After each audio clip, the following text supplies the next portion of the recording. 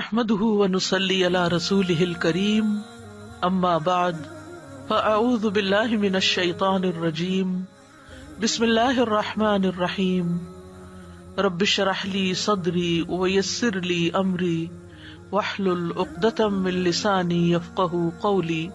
اللہ سبحانہ و تعالیٰ نے ہمیں دنیا میں اس لیے بھیجا کہ ہم یہاں اس کی عبادت کریں اور اچھے اچھے کام کریں۔ الحمدللہ جو شخص بھی اپنی اس زندگی کی قدر و قیمت پہچانتا ہے اور یہ اچھی طرح جانتا ہے کہ وہ دنیا میں صرف ایک بار آیا ہے اور اس دنیا سے واپسی پر اس کا امتحان ہونا ہے، اس کا حساب ہونا ہے، اس سے پوچھا جانا ہے کہ وہ کیا کر کے آیا ہے، تو وہ ہر دم ہر آن اچھے عمل کی سوچتا ہے، اچھے اچھے کام کرنے کے بارے میں فکر مند ہوتا ہے۔ وہ اپنی زندگی کا کوئی لمحہ بھی ضائع نہیں کرتا۔ وہ تین چیزوں میں سے کوئی ایک کام کر رہا ہوتا ہے، یا تو اپنی ذات کی فکر، اپنی ذات کا محاسبہ، اپنی ذات کی اصلاح، اپنے اوقات کا حساب، اپنی تعمیر شخصیت اور اپنی ذاتی ترقی کے لیے فکر مند کہ اس کا آج اس کے کل یعنی گزرے ہوئے کل سے زیادہ اچھا ہو، یا پھر وہ اللہ تعالیٰ کی عبادت کر رہا ہوتا ہے، نماز، روزہ، قرآن، ذکر، صدقہ خیرات، ان چیزوں کے ذریعے، یا پھر وہ بندوں کی خدمت میں لگا ہوتا ہے اور وہ بھی اللہ کی خاطر۔ ایک مومن کی زندگی ایک بھرپور زندگی ہوتی، وہ اپنے وقت کو ضائع نہیں کرتا، وہ ہر دم ترقی کرتا رہتا ہے، یہاں تک کہ وہ صرف اپنی اس زندگی میں خود کام نہیں کرتا بلکہ اپنے بعد ایسے کام چھوڑ جاتا ہے کہ جس کے ذریعے اس کے نامہ اعمال میں اضافہ ہو، اس کے عمل کی کتاب صرف دنیا میں ہی نہ کھلی ہو، اس پر صرف اس کے اپنے ہاتھوں سے ہی نہ کچھ لکھا جائے بلکہ اس کے مرنے کے بعد بھی وہ کتاب کھلی رہے اور اس میں نیکیوں کا اضافہ ہوتا رہے۔ تب سوال یہ پیدا ہوتا ہے کہ وہ کون سے اعمال ہیں کہ جو انسان کے مرنے کے بعد بھی اس کے لیے جاری رہتے ہیں یا ان کا ثواب اس کو ملتا رہتا ہے۔ سیدنا ابو ہریرہ رضی اللہ عنہ سے روایت ہے، نبی صلی اللہ علیہ وسلم نے فرمایا، اذا مات الانسان انقطع عنه عمله الا من ثلاثة، الا من صدقة جاریہ او علم ينتفع به او ولد صالح يدعو له۔ مرنے کے بعد انسان کے اعمال کا ثواب کا سلسلہ ختم ہو جاتا ہے، کٹ جاتا ہے، سوائے تین چیزوں کے جن کا ثواب میت کو پہنچتا رہتا ہے۔ نمبر 1 صدقہ جاریہ، نمبر 2 لوگوں کو فائدہ دینے والا علم، اور نمبر 3 نیک اولاد جو میت کے لیے دعا کرتی ہے۔ اب یہ تین کام ایسے ہیں کہ جو مرنے کے بعد بھی فائدہ پہنچاتے ہیں۔ ہمیں یہ دیکھنا چاہیے کہ ہم یہ تین کام کر رہے ہیں یا نہیں کر رہے۔ وہ کون سی چیز ہے جو مرنے کے بعد بھی ختم نہیں ہوگی؟ ان میں سے پہلی چیز صدقۃ جاریہ، ایسا صدقہ جو جاری رہے، یعنی دے کے ختم نہ ہو جائے بلکہ یوں ہو کہ جیسے ہر روز وہ مرنے والا دے رہا ہے۔ وہ کون سے کام ہیں کہ جن کا ثواب جاری رہتا ہے؟ مثلاً کوئی شخص کوئی اسکول بنوا دیتا ہے، اب جب تک اس اسکول میں بچے پڑھتے رہیں گے فی سبیل اللہ ثواب جاری رہے گا۔ کوئی مسجد بنوا دیتا ہے، کوئی کنواں کھدوا دیتا ہے، کوئی سڑک بنوا دیتا ہے، کوئی ہسپتال بنوا دیتا ہے۔ اپنی زندگی میں وہ اپنے روپے پیسے سے ایسا کام کر جاتا ہے کہ وہ مر بھی جائے تو لوگ اس کے پیسے سے فائدہ اٹھائیں۔ تو جب تک وہ عمارت رہے گی، اس کا لگا ہوا پیسہ اس میں ہوگا، وہ ہر روز اس کی طرف سے صدقہ لکھا جائے گا، ہر روز صدقہ۔ وہ جا چکا ہے لیکن چونکہ اس کے مال سے لوگ فائدہ اٹھا رہے ہیں تو جب تک فائدہ اٹھائیں گے اس کا ثواب اس کو ملتا رہے گا۔ تو ہم سب کو اس موقع پہ کیا سوچنا چاہیے کہ کیا ہم نے اپنی زندگی میں کہیں کوئی ایسا پیسہ لگایا کہ جس کا ثواب ہم اللہ تعالیٰ سے چاہتے ہیں اور جس کا فائدہ ہم کو مرنے کے بعد ملے؟ کیونکہ ہمیں نہیں پتا ہمارے بچے ہمارے مال کے ساتھ کیا کریں گے، وہ اچھے کاموں میں لگائیں گے یا نہیں لگائیں گے۔ وہ ہو سکتا ہے اپنی عیش و عشرت کی چیز سوچیں۔ اب آپ سوچ رہے ہوں گے کہ میری تو اتنی ہستی نہیں کہ میں ایک اسکول بناؤں، میرے پاس اتنا پیسہ کہاں کہ میں ایک مسجد بنا دوں، ایک سڑک تو میں نہیں بنوا سکتی، تو میں تو یہ کام کر ہی نہیں سکتی۔ ایسا نہیں ہے، آپ کر سکتے ہیں۔ کیسے؟ مثلاً اگر کوئی مسجد بن رہی ہے تو آپ اس کی چھت نہیں ڈلوا سکتے، آپ اس کے فرش نہیں لگوا سکتے، آپ کے پاس ایک اینٹ کے پیسے ہیں، بس آپ اپنے ذاتی پیسوں سے جو آپ نے اپنے اوپر خرچ کرنے ہیں اس میں سے ایک اینٹ وہاں لگوا دیں، بس آپ کا وہ پیسہ وہاں محفوظ ہو گیا. وہ ایسا ایک بینک ہے کہ جس میں آپ نے پیسہ جمع کرا دیا. آپ دنیا سے جا چکے ہیں, وہ اینٹ ادھر لگی ہوئی ہے اور آپ کو اس کا نفع مل رہا ہے. تو اگر ہم بہت بڑا کام نہیں بھی کر سکتے تو ہر شخص کو اپنی زندگی میں ایسی انویسٹمنٹ ضرور کر کے جانی چاہیے. اپنے مال میں سے کچھ مال کسی خیر کے ایسے کام میں لگا کے جانا چاہیے کہ جس کے بعد اس کا ثواب اس کو ملے. مثلا کہیں پانی کا انتظام ہو جاتا ہے, کہیں پنکھا لگوا دیتے ہیں, آپ نے پنکھا لگوا دیا, پنکھا چل رہا ہے, لوگ فائدہ اٹھا رہے ہیں. جتنے لوگ فائدہ اٹھا رہے ہیں آپ کو ثواب ملتا جا رہا ہے. اس کے بعد آپ دیکھیے دوسری چیز, او علم ينتفع به, یا علم جس سے لوگ فائدہ اٹھائیں. اب آپ کہیں گے کہ میرے پاس تو علم ہی کوئی نہیں, میں کسی کو کیا فائدہ پہنچاؤں. نہیں, اس کے بھی کئی طریقے ہیں. اس کا ایک طریقہ تو یہ ہے کہ آپ کو جو بھی آتا ہے, اگر ایک حدیث بھی آتی, ایک دعا آتی ہے, ایک اچھی بات آتی ہے, آپ وہ کسی کو سکھا دیں. کسی لا علم کو علم سکھانا یہ صدقہ جاریہ ہے. جب تک وہ شخص وہ دعا پڑھے گا, وہ ذکر کرے گا. مثلا کسی کو نماز نہیں آتی, کسی کو قرآن ٹھیک نہیں پڑھنا آتا, کسی کو کوئی اور چیز نہیں آتی, تو آپ ایک کوئی چیز سکھا دیں اس کو. اب وہ جب تک پڑھے گا, مثلا ایک بچے کو آپ نے سبحان اللہ پڑھنا سکھا دیا, اب وہ کیا کر رہا ہے, 20 سال 30 سال 40 سال آپ کے مرنے کے بعد روزانہ سبحان اللہ کی تسبیح کرتا ہے. وہ آپ کے لیے کیا بن گیا, صدقہ جاریہ. اس کو بھی ثواب ملے گا, آپ کو بھی ملے گا. اسی طرح آپ کوئی کتاب لکھیں, آپ کہیں گے مجھے تو نہیں لکھنی آتی, چلے پھر آپ ایسا کریں کہ کوئی لکھی ہوئی کتاب اچھی خرید کر کسی کو پڑھنے کے لیے دے دیں, کسی لائبریری میں رکھوا دیں, کسی انسان کو دے دیں. کتابوں کے تحفے دیا کریں. مثلا آپ نے اگر دعاؤں کی کتاب کسی کو تحفہ دی اور وہ روز اس میں سے دعائیں پڑھ رہے ہیں اور آپ دنیا سے چلے بھی گئے, لیکن وہ لوگ وہ کتابیں پڑھ رہے ہیں آپ کے پیچھے, آپ کو ثواب ملتا جائے گا. اسی طرح کسی کو کوئی کیسٹ دے دیں, کوئی CD دے دیں, کوئی لکھا ہوا کاغذ دے دیں. آپ اپنے گھر میں کچھ لوگوں کو جمع کر کے ان کو کوئی درس یا خود کریں یا کسی سے کروائیں یا کوئی کیسٹ لگا کے سنوا دیں. یہ علم جو آپ کے تھرو آگے جا رہا ہے, یہ آپ کے لیے صدقہ جاریہ بن جائے گا. تیسری چیز, نیک اولاد جو ماں باپ کے لیے دعائیں کرے گی. کسی نے کیا خوب کہا تھا کہ تم اپنے بچے کو قرآن سکھا دو, قرآن اسے سب کچھ سکھا دے گا. تم بچے کو قرآن سکھا دو, قرآن بچے کو سب کچھ سکھا دے گا کہ اس نے کیا کرنا اور کیا نہیں کرنا. لیکن کس قدر افسوس کی بات ہے, ہم اپنے بچوں کو کیا کچھ نہیں سکھاتے, لیکن قرآن پڑھنا, قرآن سمجھنا کوئی نہیں سکھاتے. تو اس بات کی فکر کریں کہ ہماری زندگی میں ہمارے بچے کم از کم ایک دفعہ قرآن کو سمجھ کے ضرور پڑھ لیں, انہیں پتا ہو کہ رب نے انہیں کیا کہا. اور اگر آپ نیت کر لیں گے تو اللہ سبحانہ و تعالیٰ آپ کے لیے رستہ آسان کر دے گا. اگر آپ ایک ٹیچر ہیں تو آپ اپنے اسٹوڈینٹس کو سکھا دیں.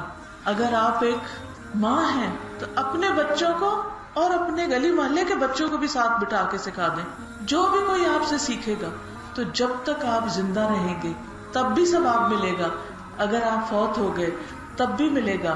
اور یہ اسی صورت میں ہوگا جب بچے اللہ سے ڈر کے اپنے ماں باپ کی قدر کریں گے اور ان کے لیے دعائیں کریں گے.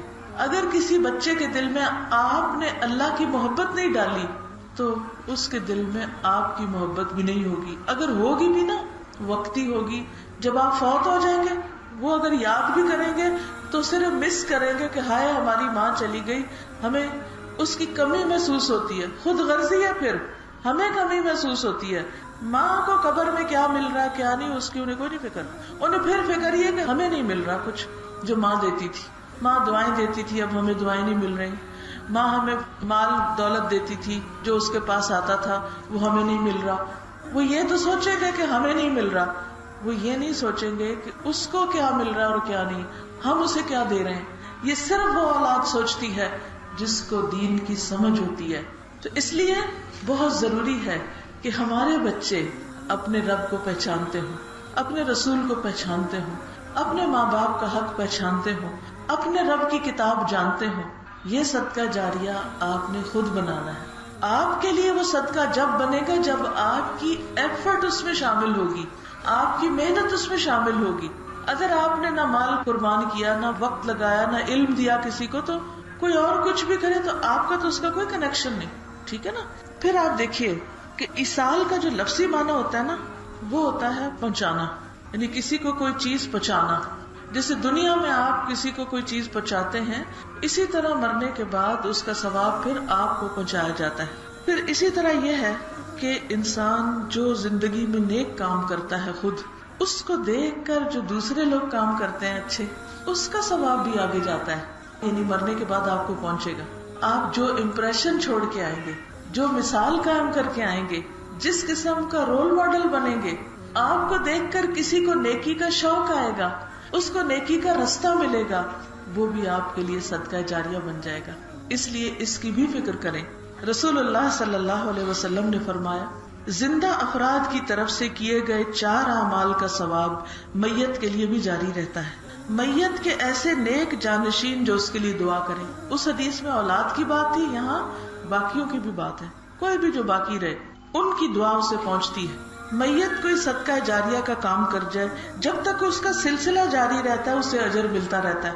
مثلا آپ نے کوئی کلاس شروع کر دی، آپ کے بعد جتنے لوگ اس میں سے پڑھتے جائیں گے وہ آگے سے آگے پڑھاتے جائیں گے، ان سب کا ثواب بھی آپ کو ملے گا.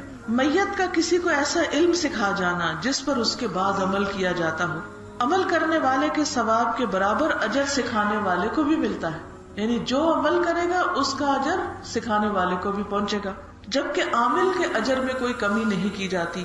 اور جو شخص سرحد پہ پہرا دیتے ہوئے فوت ہوا تو قیامت تک اس کا اجر اسے ملتا رہے گا، ہر روز اس کا اجر ملٹی پلائی ہوتا رہے گا. اسی طرح دین اور دنیا کی بھلائی کے کوئی بھی کام وہ سب انسان کو فائدہ دیتے ہیں. مثلا سایہ دار درخت لگانا، پھل دار درخت لگانا، اس کا بھی ثواب ہوتا ہے. اب ہمارے یہاں لوگ عام طور پر سستی کرتے ہیں، کوتاہی کرتے ہیں، وہ لگا بھی سکتے تو نہیں لگاتے. درخت، پودے، پھول، پھل، یہ ایسی چیزیں ہیں جن کو دیکھ کے ہر ایک کا دل خوش ہوتا ہے. کون ہے جو ایک اچھا خوبصورت پھول دیکھ کے خوش نہ ہو؟ اب ثواب کس کو ملے گا وہ پھول لگانے کا؟ جس نے لگایا ہوگا. ٹھیک ہے نا. اگر وہ لگاتا ہی نہ تو آپ کو کہاں سے نظر آتا پھول، اور آپ کہاں سے خوش ہوتے؟ آپ جس درخت کے سائے تلے بیٹھے ہیں تو آپ کو سکھ مل رہا ہے، اس کا ثواب کس کو جائے گا؟ کس کو جائے گا؟ جس نے درخت لگایا ہوگا. اب آپ کو تو پتہ بھی نہیں درخت کس نے لگایا، کہ پتہ ہوتا ہے؟ نہیں پتا نا. لیکن اللہ کو پتا ہے یہ درخت کس نے لگایا تھا، اور کتنے ہزار لوگ بیٹھے اس کے سائے میں، وہ ہزاروں کا ثواب اس کو ملے گا جس نے درخت لگایا، پالا، بڑا. مثلا آپ کنو کھا رہے ہیں، کیلا کھا رہے ہیں، کبھی آپ نے سوچا کہ کس نے لگایا ہوگا؟ نہیں سوچتے نا کس نے لگایا. کوئی بھی ہو ABCD لگانے والا، لیکن جس نے لگایا اس نے محنت کی.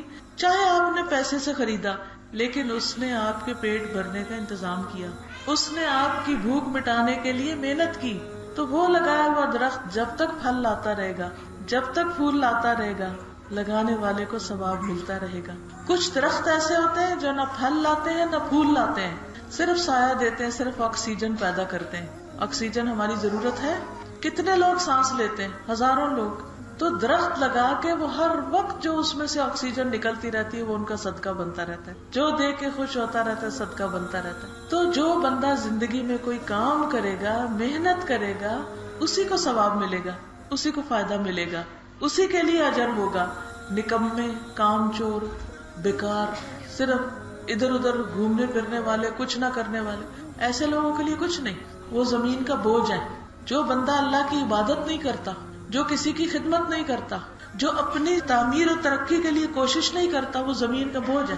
اس لیے بہت ضروری ہے کہ ہم سب اپنے دن رات کا جائزہ لیں کہ ہم کیا کرتے رہتے ہیں، ہماری ذات سے دوسروں کو کتنا فائدہ پہنچتا ہے. کیونکہ حدیث میں آتا ہے خیر الناس من ينفع الناس، سب سے اچھا انسان وہ ہے جو لوگوں کو فائدہ پہنچاتا ہے، دوسروں کے کام آتا ہے. ایک اور حدیث سے پتہ چلتا ہے، نبی صلی اللہ علیہ وسلم نے فرمایا، اللہ کی قسم اگر تمہارے ذریعے کسی ایک آدمی کو بھی ہدایت مل جائے، وہ تمہارے لیے 100 سرخ قیمتی اونٹوں سے بھی زیادہ بہتر ہے.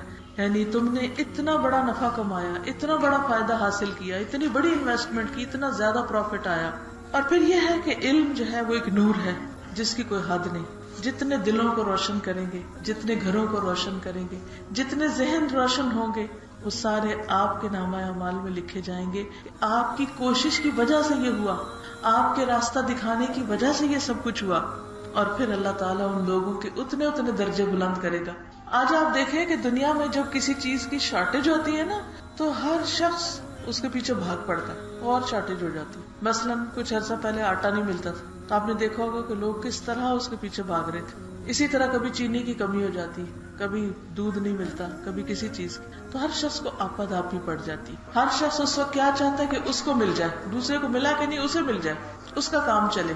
آپ کو معلوم ہے کل قیامت کے دن کوئی بھی شخص ایک عمل نہیں کر سکے گا, صرف وہی آپ کو ملے گا جو دنیا سے لے کے گئے ہیں, یا آپ پیچھے چھوڑا ہے اور بعد میں آپ کو ملتا رہا.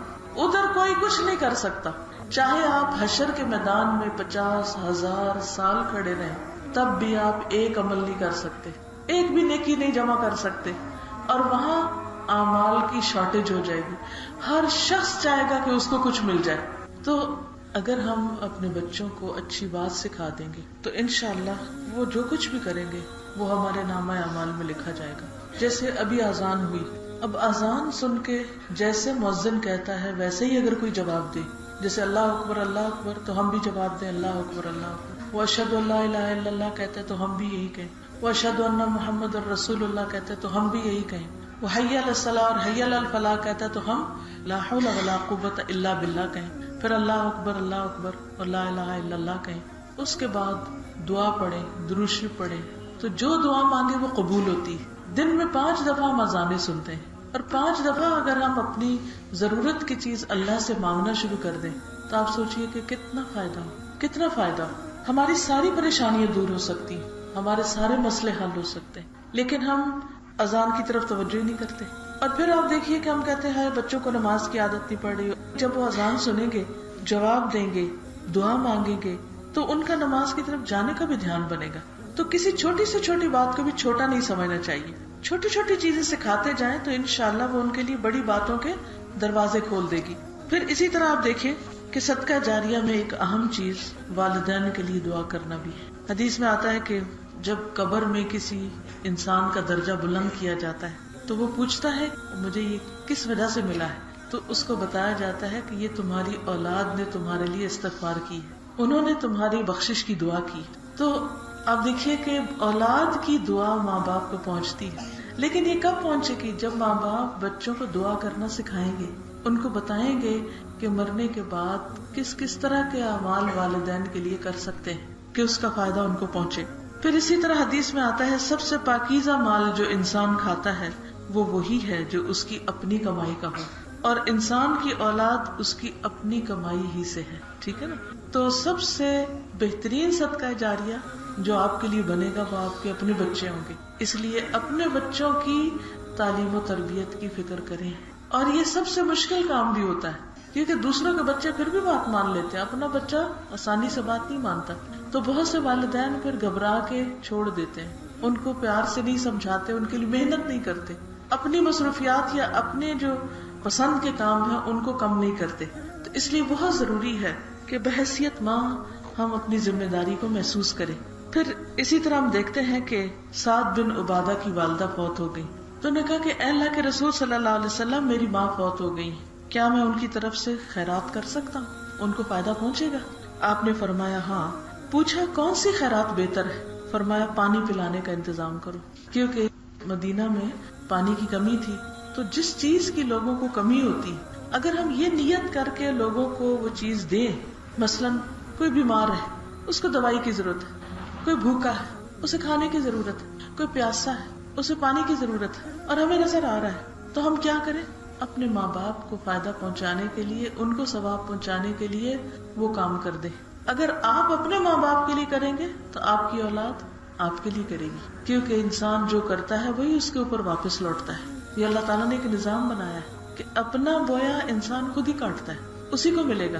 انسان کے اپنے ہاتھوں کی کمائی, یوم ینظر المرء ما قدمت یداہ, جس دن دیکھے گا انسان جو اس کے دونوں ہاتھوں نے کیا.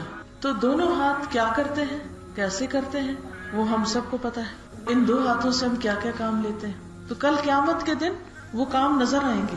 تو اس لیے جو کچھ ہم کرتے ہیں خوشی سے کریں, شوق سے کریں, اچھے اچھے کام کریں، کیونکہ وہ انسان نے دیکھنے ہیں اپنے کیے ہوئے. اب سوال یہ پیدا ہوتا ہے کہ جن کی اولاد نہیں ان کے لیے کون دعا کرے. یعنی بعض اوقات کچھ لوگوں کے بچے ہوتے ہی نہیں یا ہو کے فوت ہو جاتے ہیں، یعنی بچے ان سے پہلے فوت ہو جاتے ہیں اور وہ دنیا سے اسی طرح چلے جاتے ہیں. تو اس کے لیے ضروری ہے کہ ہر مسلمان دوسرے مسلمان کے لیے دعا کرے.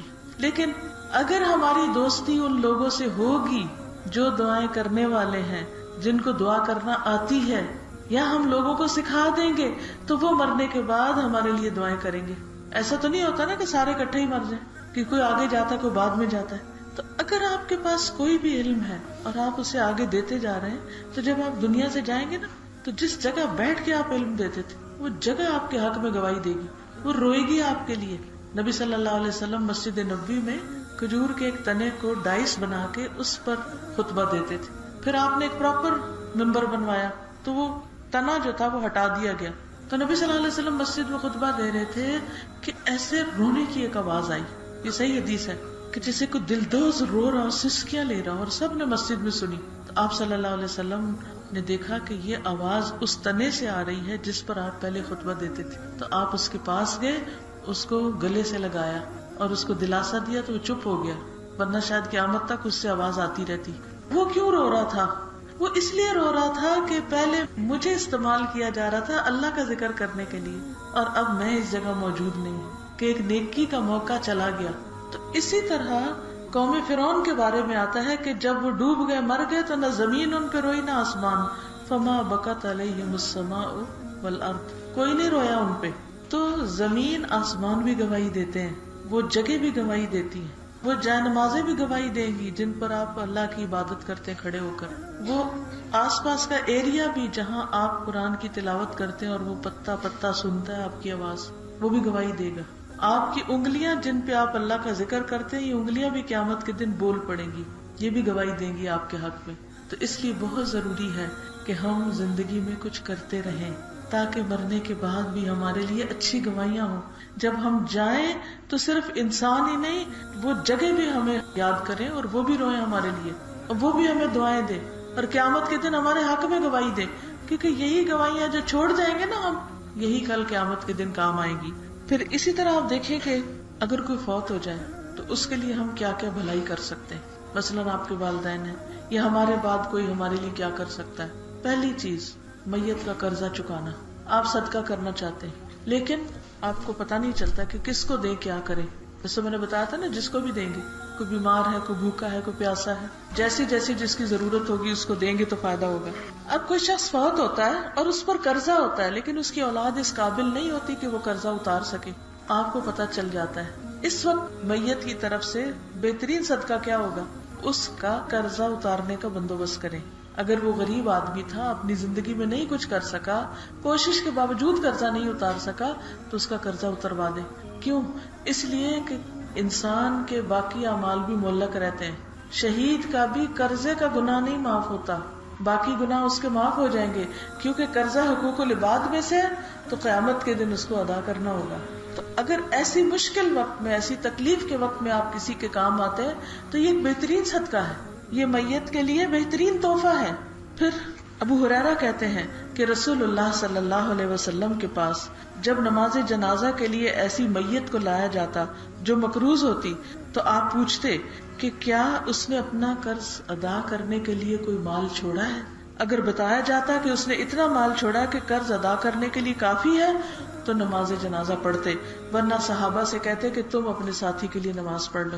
یعنی نبی صلی اللہ علیہ وسلم اس شخص کی نماز جنازہ بھی نہیں پڑھتے تھے جس نے قرض لیا ہوتا تھا اور اس نے ادا نہیں کیا ہوتا تھا. آج آپ دیکھیں کہ لوگوں کو فضول خرچیوں کے لیے بعض اوقات قرضہ لینے کی عادت پڑ جاتی اور لینے کے بعد واپس ہی نہیں کرتے اور شکل بھی نہیں دکھاتے. تو ایسی صورت میں انسان کو فکر مند ہونا چاہیے، یہ اتنا بڑا گناہ ہے کہ جس کی وجہ سے باقی نیکیاں بھی پینڈنگ میں چلی جائیں گی. کوئی شہید بھی ہو جائے تو جنت میں نہیں داخل ہو سکتا جب تک اس کا قرضہ نہ دے دیا جائے. پھر اسی طرح ابو قتادہ کہتے ہیں کہ ایک انصاری کا جنازہ لایا گیا تاکہ رسول اللہ صلی اللہ علیہ وسلم اس کی نماز جنازہ پڑھے. آپ نے فرمایا اپنے ساتھی کی نماز جنازہ خود ہی پڑھ لو، اس پر قرض ہے لہذا میں نماز نہیں پڑھوں گا اس کی. ابو قتادہ نے عرض کیا قرض میرے ذمہ رہا، میں قرضہ ادا کر دوں گا. آپ نے فرمایا اپنا وعدہ پورا کرو گے؟ انہوں نے کہا جی ہاں پورا کروں گا. تب آپ نے اس کی نماز جنازہ پڑھائی. تو اس سے دو باتیں پتہ چلتی. ایک تو یہی کہ میت کا قرضہ اترا ہو تو نبی صلی اللہ علیہ وسلم جنازہ پڑھاتے. دوسرے یہ کہ صحابہ میں سے ایک نے کہا اچھا میں ادا کر دوں گا, میری طرف سے اس کا قرضہ ادا ہو جائے گا. تو یہ جو نیکی ہے میت کے ساتھ, یہ بہت بڑی نیکی ہے. اور اس کا بدلہ کیا ہوگا آپ کے لیے؟ حدیث میں آتا ہے جو مشکل وقت میں کسی کے کام آتا ہے, کسی کا دکھ تکلیف دور کرتا ہے, اللہ تعالیٰ اس کے بدلے اس کے لیے دنیا اور آخرت کی کوئی تکلیف دور کر دیتے ہیں. اللہ تعالیٰ آپ کے لیے کئی مشکل راستے کو آسان کر دیں گے, کوئی رکاوٹ دور ہو جائے گی جب آپ کسی کے لیے فائدہ کریں گے. پھر نظر پوری کرنا. اگر میت نے کوئی نظر مانی ہو کہ میں اتنے پیسے فی سبیل اللہ دوں گی اور وہ دنیا سے رخصت ہوگی, تو آپ اس کی نظر پوری کر دیں. پھر اسی طرح اگر میت نے روزے کی نظر مانی اور وہ فوت ہو گئے تو بعد میں اولاد جو ہے وہ ان کی نظر پوری کر دے. یہ بھی میت کو ثواب پہنچانے کا ایک بہترین طریقہ ہے. پھر حج کرنا. اگر کوئی اپنا حج نہیں کر سکا لیکن اس پہ حج فرض تھا تو اولاد اس کی طرف سے حج کر سکتی, اور اگر اولاد نہیں تو کسی اور سے بھی حج بدل کروایا جا سکتا ہے. پھر اسی طرح قربانی. نبی صلی اللہ علیہ وسلم نے 2 مینڈے قربان کیے تھے اور ان میں سے ایک کو آپ نے فرمایا تھا کہ اسے محمد صلی اللہ علیہ وسلم اور ان کی امت کی طرف سے قبول فرما. یہ مسند احمد کی روایت ہے.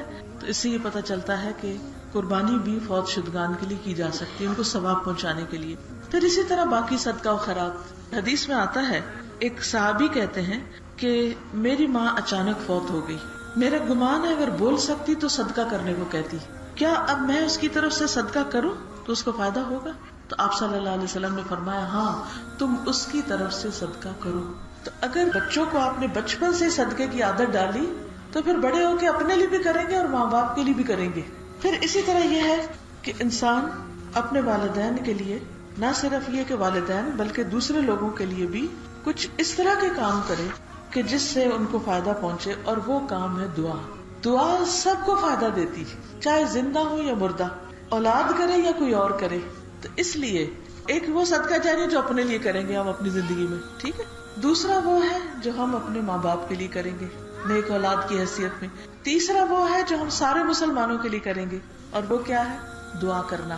اس لیے میت کی بخشش کی جو مسنون دعائیں ہیں, اگر آپ وہ دعائیں اپنے ماں باپ کے لیے, مومنوں کے لیے, سب کے لیے کریں گے تو انشاءاللہ تعالی وہ ان کے لیے بھی بخشش کا ذریعہ بنے گا, ثواب پہنچانے کا ذریعہ بنے گا, اور اس کے ساتھ ساتھ وہ آپ کو بھی دعا ملے گی. کیونکہ جب کوئی شخص کسی کے لیے دعا کرتا ہے تو اس کا فائدہ کیا ہوتا ہے کہ انسان کے لیے ایک فرشتہ مقرر کر دیا جاتا ہے جو یہ کہتا ہے کہ یا رب جو یہ کسی اور کے لیے مانگ رہا ہے وہ اس کو بھی عطا کر. تو اگر ہم ماں باپ کے لیے مانگیں گے یا دوستوں کے لیے مانگیں گے یا عزیزوں رشتہ داروں کے لیے دعا کریں گے تو اس کا فائدہ ہمیں بھی ہوگا. اور خاص طور پر اگر قبرستان کے پاس سے گزرے, اگر آپ کے گھر کے راستے میں, اگر آپ کے اسکول کے راستے میں کہیں بھی کوئی قبرستان ہے تو آپ ان سب کو کیا کریں؟ سلام بھیجیں. السلام علیکم یا اہل القبور, السلام علیکم یا اہل الدیار. یہ کارڈ ہے جس میں میت کی بخشش کی دعائیں ہیں. اگر دن میں ایک دفعہ یا ہفتے میں ایک دفعہ آپ اس کو کھول کے پڑھ لیں اور اپنے ماں باپ کے لیے دعا کریں تو بہت فائدہ ہوگا. اس میں مرد کے لیے اور عورت کے لیے الگ الگ دونوں دعائیں لکھی گئی ہیں, اور بڑے بڑے لفظ بھی ہیں جو سمجھ آتے ہیں. دعا پڑھ کے سنا دوں؟ ٹھیک ہے جی, میں پڑھ کے سنا دیتی ہوں. اللہم اغفر لہ وارحمہ وعافہ واعف عنہ واکرم نزلہ ووسع مدخلہ واغسلہ بالماء والثلج والبرد ونقه من الخطايا كما نقيت الثوب الأبيض من الدنس وأبدله دارا خيرا من داره وأهلا خيرا من أهله وزوجا خيرا من زوجه وأدخله الجنة وأعذه من عذاب القبر ومن عذاب النار. اور لڑکی کے لیے اللہم اغفر لها وارحمها وعافها واعف عنها. تو یہ ہاں کے ساتھ, لڑکے کے لیے ہو کے ساتھ اور لڑکی کے لیے ہاں کے ساتھ. اب اگر آپ کے کوئی سوال ہے تو آپ وہ سوال کر لیں. وعلیکم السلام. کھا سکتے ہیں. اگر کسی فوت شدہ شخص کی طرف سے قربانی کر رہے ہیں آپ تو گھر والے بھی گوشت کھا سکتے ہیں. کیا ہمارے والدین میں سے اگر کوئی ایک دنیا میں سے ہم میں سے ناراض ہو کے چلا جائے تو اس کی کیا صورت ہے کہ ہم معافی مانگیں؟ یہ بہت اچھا سوال ہے کہ انسان جب ماں باپ زندہ ہوتے ہیں نا اس کی قدر نہیں کرتا, جب وہ فوت ہو جاتے ہیں تو پھر انسان بعد میں پچھتاتا ہے. اگر وہ ناراض فوت ہوئے تو ان کے لیے دعا کریں, اور پھر اللہ تعالیٰ سے بھی استغفار کرے. پھر یہ کہ ان کی کوئی بہن یا بھائی یا ان کی دوست اس کے ساتھ اچھا سلوک کرے. یعنی ایک شخص سے کبیرہ گناہ ہو گیا تو اس کو آپ نے بتایا کہ تم اپنی ماں کے ساتھ اچھا سلوک کرو. اس نے کہا وہ نہیں ہے تو آپ نے کہا خالہ زندہ ہے اس کے ساتھ کر لو. جی ٹھیک ہے. آپ دیکھیے کہ حدیث واضح ہے کہ نبی صلی اللہ علیہ وسلم نے مدینہ میں جتنے سال گزارے ہر سال قربانی کی. یہ حدیث میں لکھا ہوا ہے. جی عید الاضحیٰ کے موقع پر ہی نہیں، آپ صلی اللہ علیہ وسلم نے حج کے علاوہ بھی مدینہ میں ہر سال قربانی کی. آپ صلی اللہ علیہ وسلم نے فرمایا کہ جس کے پاس وسعت ہو اور پھر وہ قربانی نہ کرے فلا یقربن مصلانا، وہ ہمارے مصلی یعنی عیدگاہ پر مت آئے. یہ حدیث موجود ہے. بس ایسے ہی لوگ کوئی شوشہ اٹھا دیتے ہیں تاکہ کام جو کر رہے ہیں وہ بھی چھوٹ جائیں. اگر ہمارے والدین فوت ہو جائیں تو ہم کچھ کھانے پر کلام پڑھ کر بچوں کو کھلا دیں تو مرنے والے کو ثواب پہنچے گا. اور کیا یہ جائز ہے؟ اسے عموماً ختم دلوانا کہتے ہیں. دیکھیے ہر وہ کام جس کا ثواب ہوگا وہ کام ہے جو نبی صلی اللہ علیہ وسلم نے یا کیا یا سکھایا. کھانا آپ پکا کے آپ کسی کو بھی کھلا سکتے ہیں اور نیت اگر یہ ہو کہ اس کا ثواب ماں باپ کو پہنچے، کیونکہ جو شخص بھوکے کو کھانا کھلاتا ہے نا اس کا بہت بڑا اجر وہ جنت میں لے جانے والے کاموں میں سے. تو ماں باپ کے ثواب کے لیے آپ کھلا سکتے. اس کے لیے نہ اس کے اوپر کلام پڑھنے کی ضرورت ہے نہ بچوں کو کھلانے کی شرط ہے. بچوں کو کھلائیں، بوڑھوں کو کھلائیں، بیماروں کو کھلائیں، کسی کو کھلائیں، ثواب آپ کو ملے گا. وعلیکم السلام. جائز ہے، کوئی بات نہیں. مرنے والے کے اوپر آنسو نکلنا جائز ہے، چیخ پکار منع ہے، بین کرنا منع ہے، سینہ پیٹنا منع ہے، لیکن اگر ویسے رونا آ جاتا ہے تو یہ نرم دلی کی علامت ہے. ٹھیک ہے. نیک سے نیک لوگ دنیا میں آئے مگر رہ نہیں سکے ہمیشہ.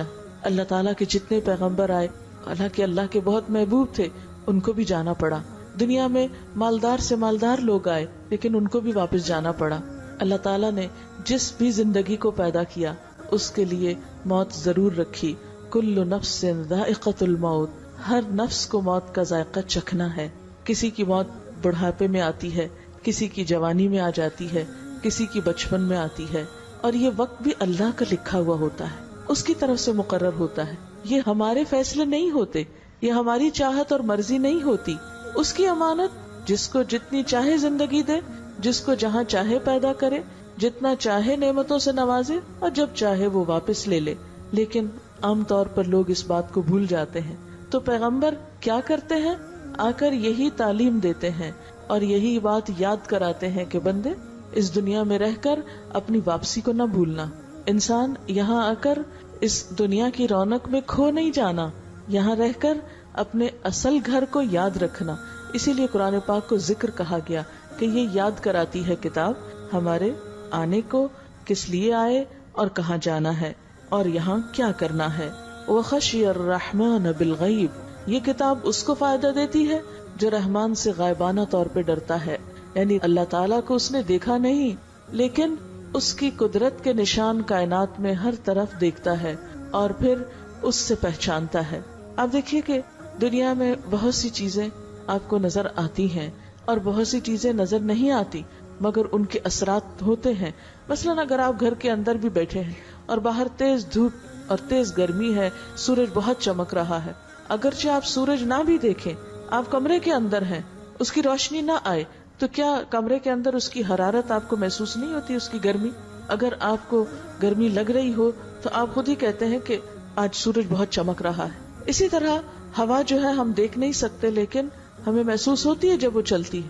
اللہ تعالیٰ اگرچہ خود نظر نہیں آتے لیکن یہ وسیع پھیلا ہوا آسمان جو رات کو ستاروں سے چمک اٹھتا ہے، یہ سمندر، یہ دریا، یہ پہاڑ، یہ پودے، ہم نے کبھی سوچا کہ ہم زمین کو پانی اور بیج دیتے ہیں اور وہ ہمیں کیسا کیسا سبزہ لوٹاتی ہے، کیسے کیسے پھل اس پر آتے ہیں اور ان پھلوں کے کتنے مختلف رنگ ہیں. آپ کے گارڈن میں ایک ہی وقت میں لیموں کا درخت اور ناریل کا درخت ہو سکتا ہے، دونوں مٹی سے آ رہے ہیں، دونوں کو ایک پانی لگ رہا ہے، ایک کا ذائقہ کھٹا ہے اور ایک کا ڈفرنٹ مختلف ہے. یہ کون اندر یہ تبدیلیاں کر رہا ہے؟ یہ آسمان جس تک کوئی انسان پہنچ نہیں پایا، اتنا وسیع آسمان، یہ کس نے بنایا؟ یہ سب کچھ خود نہیں بنا.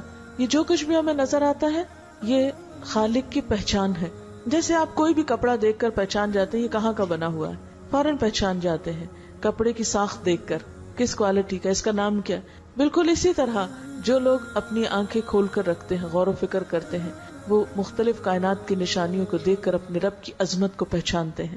فرمایا جو رب کو پہچانتا ہے اور رب سے ڈرتا بھی ہے. اور پھر یہاں پر اب دلچسپ بات دیکھیے کہ رحمان سے ڈرتا ہے. ہم تو عام طور پر غلط کام کرتے ہوئے کیا کہتے ہیں، غفور الرحیم ہے لہذا کوئی بات نہیں. یہاں کیا کہا، من اتبع ذکر و خشی الرحمن، جو رحمان کی رحمت کے باوجود اس سے ڈرتا ہے. یعنی رحمان کی رحمت کا غلط مطلب نہیں سمجھتا، وہ سمجھتا ہے وہ بہت محبت کرنے والا ہے، 70 ماؤں سے بڑھ کر پیار کرنے والا ہے، لیکن اس کی عظمت اور اس کی ہیبت اور اس کی قدرت، اس کے آگے مجھے ڈرنا ہی چاہیے. کہیں ایسا نہ ہو کہ میری کوئی بات اس کو پسند نہ آئے، کوئی چیز اس کو ناگوار ہو.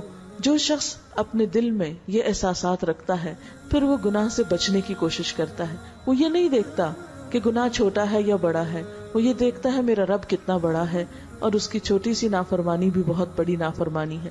مثلا آپ دیکھیں کہ ایک بچہ اگر اپنے بہن کی بات یا بھائی کی بات نہیں مانتا تو وہ بھی ایک روڈنس ہے، لیکن اگر وہ اپنے ماں باپ کی بات نہیں مانتا تو یہ بڑی روڈنس ہے، بڑی غلطی. اور وہی اگر اپنے رب کی بات نہ مانے تو بات وہی ہے، لیکن جس کے انکار ہو رہا ہے، جس کی نافرمانی ہے، اس کے مقام کے مطابق وہ نافرمانی چھوٹی یا بڑی ہو جاتی ہے. اس لیے اللہ کے ذکر سے کس کو فائدہ ہوتا ہے؟ جو اللہ سے ڈرتا ہے. فبشرہ بمغفرۃ، ایسے شخص کو بخشش کی خوشخبری دے دو. یعنی بخشش، معافی کس کے لیے ہے؟ جو رب سے ڈرتا ہو اور رب کی بات ماننا چاہتا ہو. وَأَجْرًا کریم، کس بات کی خوشخبری، کس چیز کی خوشخبری؟ بہت عزت والے اجر کی. دنیا میں بعض اوقات انسان کوئی کام کرتا ہے کسی کے لیے تو بسا اوقات اس کا صلہ کسی بھی شکل میں اس کو ملتا ہے، اس میں عزت شامل ہوتی ہے یا نہیں ہوتی، لیکن اللہ اتنا قدردان ہے. اللہ سبحانہ وتعالی بندے کی اتنی قدردانی کرتے ہیں کہ بندہ چھوٹی سی نیکی بھی جو کرتا ہے اس کا صلہ یا اجر اس کو جب لوٹائے گا تو بہت عزت کے ساتھ لوٹائے گا. یہ خاص انعام ہے اللہ کے بندوں کے لیے. پھر فرمایا کہ اس اجر اور بخشش کے وعدے کو پورا کرنے کے لیے ایک دن ہے جس میں ہم سب کو زندہ کر دیں گے. انا نحن نحیی الموتا، انا نحن نحیی الموتا، بے شک ہم زندہ کریں گے مردوں کو. یعنی موت کیا ہے؟ جگہ کی تبدیلی کا نام ہے. قرآن پاک میں موت کا ذکر جو ہے وہ کچھ یوں ہوا ہے، کنتم امواتن، تم سب مردہ تھے، کچھ نہ تھے. فاحیاکم، پھر اس نے تم کو زندگی بخشی. ثم یمیتکم، پھر تم کو موت دے گا. ثم یحییکم، پھر زندہ کرے گا. ثم الیہ ترجعون، پھر اس کی طرف تم لوٹائے جاؤ گے. ہر چیز جوڑے میں ہے نا، جیسے دن اور رات کا جوڑا ہے، مرد اور عورت کا، اسی طرح موت اور زندگی بھی ایک جوڑا ہے. کنتم امواتن، تم کچھ نہ تھے. فاحیاکم، تمہیں زندگی دی، جوڑا پورا ہو گیا. ثم یمیتکم، پھر موت آئے گی تم کو، اور پھر اس کا جوڑا کیا ہے؟ ثم یحییکم، پھر زندگی ملے گی تم کو. تو دوبارہ زندگی کے بغیر موت کا کوئی مقصد نہیں بنتا. اب آپ دیکھیے کہ موت کیا چیز ہے. انسان اس دنیا میں آنے سے پہلے اس کی روح کہیں موجود تھی، جیسا کہ قرآن پاک کی سورۃ الاعراف سے ہمیں پتہ چلتا ہے کہ اللہ تعالیٰ نے آدم علیہ السلام کو پیدا کرنے کے بعد تمام انسانوں کی روحوں کو بھی پیدا کیا. پھر ہر ایک کے لیے وقت مقرر کیا، جگہ مقرر کی. کوئی کہیں پیدا ہوا، کوئی کہیں، کوئی کبھی پیدا ہوا، کوئی ایک سینچری میں، کوئی دوسری میں، کوئی کسی غریب کے گھر، کوئی امیر کے گھر. یہ سب اللہ کے فیصلے تھے، اس میں ہماری اپنی کوئی چوائس نہیں تھی کہ ہم نے ڈیسائیڈ کیا ہو کہ ہمیں کہاں جانا ہے اور کہاں نہیں، اور جانا بھی ہے یا نہیں. یہ ہم سے نہیں پوچھا کہ ہم کو پیدا کر دیا گیا. پیدا ہونا کس چیز کا نام ہے؟ کہ وہ روح جو اس سے پہلے تھی، جس کو مردہ حالت سے تعبیر کیا گیا، اب اس کو جسم ملا. تو گویا زندگی کس چیز کا نام ہے؟ جب روح اور جسم ایک دوسرے کے ساتھ ہوتے ہیں. ثم یمیتکم، پھر تم کو موت دے گا. موت کیا چیز ہے؟ جسم پھر الگ ہو گیا، روح الگ ہو گئی. پھر اس کے بعد ثم یحییکم، پھر وَإِذَا النُّفُوسُ زُوِّجَتْ، پھر جسم سے جانیں جوڑ دی جائیں گی. قیامت آئے گی تو سب روحیں اپنے اپنے جسم میں دوبارہ واپس چلی جائیں گی. اس کا نام زندگی ہوگا. تو گویا موت کچھ اس طرح ڈیفائن کی جا سکتی ہے کہ جب جسم اور روح الگ الگ ہیں تو یہ موت کی کیفیت ہے، کیونکہ روح کو کوئی کام کرنے کے لیے جگہ نہیں ملتی، وہ ایک طرح سے اسٹل چیز ہو جاتی ہے یا نل ہو جاتی ہے. جب اس کو جسم ملتا ہے تو وہ ایکٹیو ہو جاتی ہے. اس وقت جو میرے ہاتھ ہل رہے ہیں، میں اٹھ رہی ہوں، بیٹھ رہی ہوں، کیا ہے؟ کیونکہ اس میں روح ہے. روح نہ ہو تو یہ ہاتھ حرکت نہیں کر سکتے. اسی کا نام موت ہے. آپ نے دیکھا ہوگا ڈیڈ باڈی جو ہے اس کے پاس روح نہیں ہوتی تو اس کے جسم جو ہے وہ حرکت نہیں کرتا، حالانکہ وہی سب کچھ ہوتا ہے لیکن اس کے اندر کچھ نہیں ہوتا. پھر کیا ہوگا؟ قیامت کے دن دوبارہ یہ سب کچھ واپس ملا دیا جائے گا. اسی طرح آپ دیکھیے کہ ایک اور طرح سے بھی آپ سمجھ سکتے ہیں کہ جیسے ایک گھر میں 4 کمرے ہوں. انسان دنیا میں آنے سے پہلے ایک کمرے میں تھا، جب اس کی صرف روح تھی. دنیا میں آیا تو دوسرے کمرے میں آ گیا، اب اس کو زندگی کہا. اب یہاں سے جانے کے بعد ایک اور کمرے کی طرف جائے گا، یعنی درجہ بدرجہ. لَتَرْكَبُنَّ طَبَقًا عَنْ طَبَقٍ، تم درجہ بدرجہ ایک حالت سے دوسری حالت میں لائے جاؤ گے. صرف روح، پھر روح اور جسم، پھر صرف روح، جسم اور روح الگ الگ، جسم زمین میں، روح اپنے علیین سجین میں، اور پھر ایک وقت آئے گا کہ دوبارہ واپس دونوں اکٹھے. تو یہ ایک درجے سے دوسرے، دوسرے سے تیسرے، تیسرے سے چوتھے. اب ہم سب ایک دوسرے درجے میں ہیں، پھر ہم سب ایک تیسرے میں جائیں گے، تیسرے سے ایک چوتھے کمرے میں جانا ہوگا جو میدان حشر ہوگا، جہاں سب انسانوں کو اپنے اپنے کیے کا جواب دینا ہوگا. اسی کے بارے میں یہاں فرمایا جا رہا ہے انا نحن نحیی الموتى، یقیناً ہم زندہ کریں گے مردوں کو. اور ہم کیوں زندہ کریں گے؟ ونکتب ما قدموا، اور ہم لکھ رہے ہیں جو بھی وہ آگے بھیج رہے ہیں. یعنی وہاں ان کے اعمال کی ان کو جزا یا سزا دی جائے گی. یہ جزا یا سزا کس پر بیسڈ ہوگی؟ ان کے اپنے کاموں پر. ان کاموں کا ہم پورا ریکارڈ رکھ رہے ہیں. نکتب ما قدموا، ہم لکھ رہے ہیں جو بھی وہ روز کرتے ہیں. وآثارہم، اور ان کے آثار بھی ہم لکھتے ہیں. وکل شیء، اور ہر چیز جو انہوں نے زندگی میں کی یا مرنے کے بعد ان کے آثار تھے، احصیناہ، ہم نے اس کو کاؤنٹ کر لیا، ہم نے اس کو گن لیا. اور گن کر لکھا کہاں؟ فی امام مبین، ایک کھلی کتاب میں، ایک بڑے رجسٹر میں سب کچھ ریکارڈڈ ہے. تو اس سے پتہ چلتا ہے کہ قیامت کے دن انسان کو زندہ کر کے اس کا نامہ اعمال دیا جائے گا، اس کو اس کے اعمال دکھائے جائیں گے. اب آپ دیکھیے کہ یہ جو ہمارا نامہ اعمال ہے، قرآن پاک کی اس آیت یعنی سورت یاسین کی آیت نمبر 12 کے مطابق 2 بڑی چیزوں پر مشتمل ہے. اعمال نامے میں 2 طرح کے عمل ہیں. نمبر 1 ما قدموا، جو ہم اپنی زندگی میں کرتے ہیں، اور نمبر 2 وآثارہم، جو موت کے بعد ہمارے اعمال نامے میں جمع ہوتے ہیں.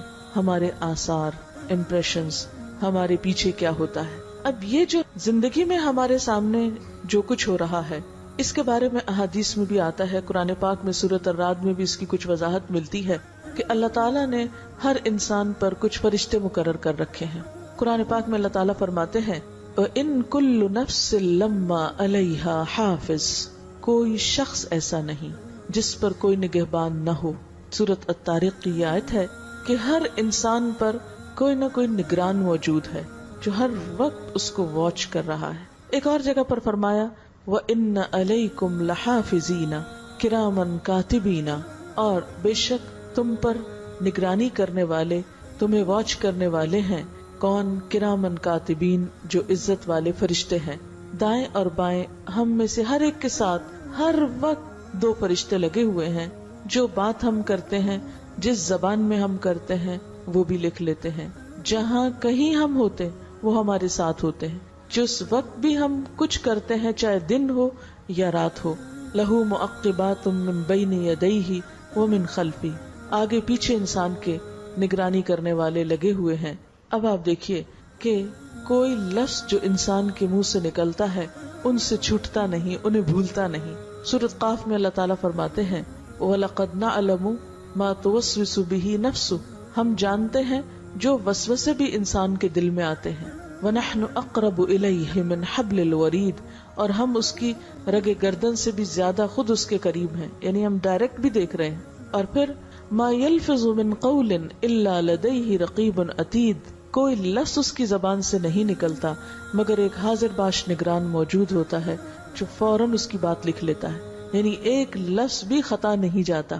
سورۃ الکہف میں فرمایا جب انسان قیامت کے دن اپنا نامہ اعمال دیکھے گا تو کہے گا ما لہذا الکتاب، اس کتاب کو کیا ہو گیا، لا یغادر صغیرۃ ولا کبیرۃ الا احصاها، اس نے نہ تو کوئی چھوٹی بات چھوڑی اور نہ بڑی بات چھوڑی مگر سب کو گن لیا، سب کو اکٹھا کر لیا. یہاں بھی اللہ تعالیٰ کیا فرماتے ہیں کل شیء احصیناہ، ہر چیز کو ہم نے گن کر رکھا ہے. اس سے یہ جو گننے کا لفظ ہے صرف جمع نہیں کر رہے بلکہ گن رہے ہیں. یہ بہت خوفناک قسم کا لفظ لگتا ہے. اس کے مطابق، یعنی گنتی سے مراد کیا ہے کہ انسان کے نمبر ایک یہ کہ ٹوٹل جتنے بھی منہ سے لفظ نکلے، جو بھی اس کے ایکشن، سب کاؤنٹ ہو رہے ہیں. کاؤنٹ کرنے کی مثال کیسے ہے؟ مثلا جتنی ہم نمازیں پڑھیں گے وہ سب کاؤنٹ ہوں گی. اس شخص پر اتنے ہزار نمازیں اتنے سال کی زندگی میں تھی، اس نے اتنی پڑھی، اتنی نہیں پڑھی، اتنی اس کی کم ہے. اس کے اتنے روزے تھے، اتنے رکھے، اتنے نہیں رکھے، اتنے کم ہے. اس نے اتنا سچ بولا، مثلا 1101 سچ بولا اور 5000 جھوٹ بولے، وہ گن گن کے لکھے ہوئے ہوں گے. اتنی دفعہ غیبت کی، اتنی دفعہ یہ غلط کام کیا، یہ سب کی گنتی ہو رہی ہے. اسکور جو ہے وہ دیکھا جا رہا ہے. اور پھر یشہدہ المقربون کا لفظ آتا ہے قرآن پاک میں کہ کوئی مقرب فرشتے جو ہیں وہ نامہ اعمال کو واچ کرتے رہتے ہیں. اسکور اوپر جا رہا ہے، نیچے جا رہا ہے. اور خاص طور پر جو نیک لوگ ہیں ان کے اعمال ناموں کے اوپر وہ مقرر ہیں، کیونکہ وہ ان کے لیے دعائیں بھی کرتے ہیں اور استغفار کرتے ہیں کچھ فرشتے اللہ کے اچھے بندوں کے لیے کہ اللہ یہ ہیں تو اچھے مگر انسان ہیں، غلطیاں ہو جاتی ہیں. تو بہرحال یہ چیز ہم میں سے ہر ایک کو اچھی طرح اپنے خیال میں رکھنی چاہیے، جو بھی ہم کام کر رہے ہوں کہ یہ سب لکھا جا رہا ہے اور کاؤنٹ ہو رہا ہے، اور پھر اس کا وزن ہوگا قیامت کے دن. اور پھر اس کے ساتھ آپ دیکھیے جو آیت کا دوسرا حصہ ہے، نامہ اعمال کا دوسرا حصہ، وآثارہم، اور ان کے آثار. آثار کا لفظ جیسے آثار قدیمہ کے لیے استعمال ہوتا ہے، آثار اثر کی جمع ہے. اثر کہتے ہیں نشان کو، فنگر پرنٹ جیسے ہوتا ہے. تو اب آپ دیکھیں کہ مجرم کو جیسے شناخت کرنے کے لیے اس کے فنگر پرنٹ سے اس کو پہچانا جاتا ہے، بالکل اسی طرح قیامت کے دن انسان کے کاموں کے جو اثرات ہوں گے، اس کا جو امپریشن بنتا ہے وہ بھی لکھا جائے گا. وہ امپریشن اس کی زندگی میں کیا بن رہا ہے اور وہ امپریشن مرنے کے بعد کیا ہے. مثلا ہر انسان کا ایک امپریشن ہوتا ہے اور ہم میں سے ہر شخص اپنے امپریشن کے بارے میں کتنا ورڈ ہوتا ہے. ہر شخص فکر کرتا ہے کہ میرا امپریشن خراب نہ ہو جائے، اور اچھے امپریشن کے لیے ہم اچھا لباس پہنتے ہیں، اپنے فگر اچھا رکھتے ہیں، اپنے زبان کو اچھی طرح استعمال کرتے ہیں کہ ہمارا امپریشن نہیں خراب ہو جائے. لیکن قیامت کے دن اللہ تعالیٰ کے سامنے ہمارا کیا امپریشن پڑ رہا ہے وہ ہم نے کبھی نہیں سوچا، اس کی فکر بھی کبھی نہیں کی. وہاں تو سب چل جائے گا. دنیا میں تو ہر چیز کا فکر ہے، لیکن وہاں کا فکر کم ہی ہے ہم لوگوں کو. بہرحال اب آپ دیکھیں کہ یہ جو فنگر پرنٹس ہیں یا ہمارے اعمال کے اثرات ہیں، اس کے بارے میں بھی ہمیں احادیث سے پتہ چلتا ہے. نبی صلی اللہ علیہ وسلم نے فرمایا ایک انسان جب فوت ہو جاتا ہے تو اس کے اپنے عمل تو ختم ہو جاتے ہیں، 3 چیزیں اس کے بعد بھی اس کو فائدہ دیتی ہیں. نیک اولاد جو دعا کرے، اور یہ دعا صرف نیک اولاد کی نہیں بلکہ عزیز دوست، رشتہ دار، والدین، کوئی بھی مرنے والے کے لیے جو دعا کرتے ہیں وہ دعا اس کو پہنچتی ہے، اس کو فائدہ ہوتا ہے. مثلا آپ صلی اللہ علیہ وسلم کے سامنے ایک واقعہ لایا گیا. ایک مجاہد صحابی تھے، بہت ینگ تھے، ان کو اچانک سانپ نے ڈس لیا اور وہ وہیں فوت ہو گئے. تو اب سب ایکسپیکٹ نہیں کر رہے تھے کہ اتنی ینگ ڈیتھ. تو انہوں نے کہا اللہ کے رسول صلی اللہ علیہ وسلم کی تو ہر دعا قبول ہوتی ہے، چلے آپ کے پاس چل کے دعا کراتے ہیں کہ اللہ تعالیٰ اس نوجوان کو دوبارہ زندگی دے دے. تو آپ نے فرمایا کہ اب یہ تو نہیں ہو سکتا، یہ تو اللہ کا فیصلہ ہے، یہ اس کو واپس نہیں پلٹایا جا سکتا، اور اس طرح کی دعا فائدہ نہیں دیتی، کیونکہ یہ ایک ایسی چیز ہے اور ایک ایسی تبدیلی ہے کہ جو واپس نہیں آتی. لیکن تم اپنے اس بھائی کے لیے دعا کرو، تمہاری دعائیں مردوں کو پہاڑ کی طرح لگتی ہیں. یعنی پہاڑ کا جیسے وزن ہوتا ہے، اسی طرح دعائیں بھی نامہ اعمال میں اتنا وزن رکھتی ہیں کہ انسان کے بعض اوقات اپنے عمل شاید کم ہو مگر اس کے لیے جو دعائیں ہوں وہ اس کے درجات بڑھا دیں. ایک حدیث میں آتا ہے، حضرت ابو ہریرہ رضی اللہ تعالیٰ عنہ سے روایت ہے کہ برزخ میں والدین جو ہیں یا پیرنٹس میں سے ایک کو اس کا درجہ بڑھایا جاتا ہے. تو وہ حیران ہو کر پوچھتا ہے کہ میرا درجہ کیسے بلند ہوا؟ تو اس کو بتایا جاتا ہے تمہاری اولاد کی دعا کی وجہ سے، یعنی تمہارے مرنے کے بعد تمہاری اولاد جو اچھی دعائیں کر رہی ہے اس سے تمہارا درجہ بلند ہو گیا ہے. یہ جو دعا والا عمل ہے، یہ انسان اپنی زندگی میں بعض اوقات اتنی اپنے لیے کہاں ہم دعا کرتے ہیں کہ ہم دعائیں کرتے بھی تو اپنی دنیا کے لیے زیادہ کرتے ہیں، یا اپنے بچوں کی دنیا کے لیے یا رشتہ داروں دوستوں وغیرہ کے لیے. ہم میں سے کتنے لوگ ہیں جو واقعی اپنی آخرت کے لیے ہر نماز کے بعد دعا کریں کہ یا اللہ تو ہم کو بخش دینا، ہمارے گناہ معاف کر دینا، یا ہمیں قبر کے عذاب سے بچانا یا جہنم کے عذاب سے بچانا. نبی صلی اللہ علیہ وسلم کا طریقہ کیا تھا کہ وہ ہر نماز کے آخر میں لازماً یہ دعا پڑھتے تھے، اللہم انی اعوذ بک من عذاب القبر واعوذ بک من عذاب جہنم واعوذ بک من فتنة المسیح الدجال واعوذ بک من فتنة المحیا والممات اللہم انی اعوذ بک من المأثم والمغرم. لیکن ہم کم ہی فکر کرتے ہیں اپنی آخرت کا. بہرحال اولاد جب اپنے ماں باپ کے پیچھے یا کوئی دوست عزیز رشتہ دار بہن بھائی اپنے مرنے والے کے پیچھے دعا کرتا ہے، اور یہ دعا سال میں ایک دفعہ نہیں کرنی ہوتی کہ کسی سال کی برسی کے دن وہ دعا کریں تو بس وہ دعا قبول ہوگی. یہ دعا ہر روز کرنی چاہیے، کیونکہ آپ صلی اللہ علیہ وسلم نے یہ بھی بتایا کہ مردہ اپنی قبر میں ڈوبتے ہوئے فریادی کی طرح ہوتا ہے. جیسے کوئی ڈوب رہا ہوتا ہے نا تو وہ چیخ پکار کرتا ہے، مجھے بچاؤ مجھے بچاؤ. اسی طرح قبر میں اس کا حال ایسا ہوتا ہے کہ مجھے بچاؤ. اور جب کوئی دعا کرتا ہے تو وہ اس کو فائدہ دیتی ہے. اگر اس کا کوئی گناہ ہو تو اس کی معافی ہو سکتی ہے، اگر اس کے اور کوئی اس کی پریشانی ہو تو بہرحال اس سے کیا پتہ چلتا ہے کہ مردوں کے لیے دعائیں فائدہ مند ہوتی ہیں. دوسری چیز جو فائدہ دیتی ہے وہ کیا ہے؟ او علم ينتفع به، وہ علم جس سے لوگ فائدہ اٹھائیں. یعنی ہم فوت ہو جائیں لیکن ہم نے اگر کوئی کتاب لکھی تو جب تک وہ کتاب دنیا میں ہے جتنے لوگ پڑھیں گے فائدہ اٹھائیں گے، وہ اس کے مرنے کے بعد بھی اس کی رائلٹی اس کو قبر میں پہنچتی رہے گی، اس کا فائدہ اس کو جاتا رہے گا، اس کا پروفٹ. ورنہ تو کیا ہے، اگر دنیا میں آپ نے کوئی کتاب لکھی ہو سکتا ہے آپ کو دنیا میں اس کا کچھ پروفٹ مل جائے، اور آپ فوت ہو جائیں تو وہ آپ کو پیسے کس کام کی، اگر ملے بھی تو شاید آپ کی اولاد کو جائیں یا کہیں نہ جائیں. اور پھر کیا ہوتا ہے کہ کچھ عرصے کے بعد اتنی پرانی کتابیں ہوتی ہیں کہ وہ بھی سب ختم ہو جاتی ہیں. مثلا امام بخاری نے جو کتاب لکھی، آپ کو معلوم ہے 16 سال وہ اپنے گھر سے باہر رہے تھے. آج ہم اپنے بچوں کو پڑھنے کے لیے بھیجتے ہیں، 2 سال 4 سال اداس ہو جاتے ہیں، بار بار فون کرتے ہیں، بیچ میں وہ آ جاتے ہیں، ہم چلے جاتے ہیں. لیکن اس دور میں امام بخاری نے جب یہ کتاب لکھی تو ان کی عمر 16 ایئرز تھی. وہ اپنی والدہ اور بھائی کے ساتھ حج پر گئے. حج کے بعد ان کی والدہ اور ان کے بھائی واپس آ گئے، لیکن وہ وہیں رہ گئے اور وہاں انہوں نے تعلیم حاصل کرنا شروع کی.